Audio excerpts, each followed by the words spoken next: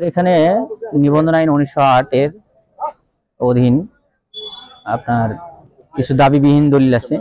আমাদের আইনের বিধান অনুযায়ী 2 বছরের অধিক যদি আমাদের নিবন্ধন অফিসে দলিলগুলো পড়ে থাকে, যদি পার্টি ডেলিভারি না নেন, তাহলে আমরা আইন অনুযায়ী এগুলো ডিস্ট্রয় করে থাকি। তো সেই হিসাবে আমাদের অধিদপ্তরের নির্দেশনা অনুযায়ী আমরা 2011 থেকে 2018 সাল পর্যন্ত যেগুলো দলিল দাবিবিহীন অবস্থায় পড়ে আছে, আমরা সেগুলো আর কি এগুলো ডিস্ট্রয় করলাম আজকে। এবং এটা মোটামুটি প্রায় 1000-এর মতো হবে। এবং 1000-এর মধ্যে আবার যেগুলো পার্টিরা এসছে আর কি, তাদেরকে আমরা কিছু ডেলিভারি দিয়েছি। আর বাকি যেগুলো অবশিষ্ট আছে এগুলো আমরা এগুলো আজকে ডিস্ট্রয় করলাম।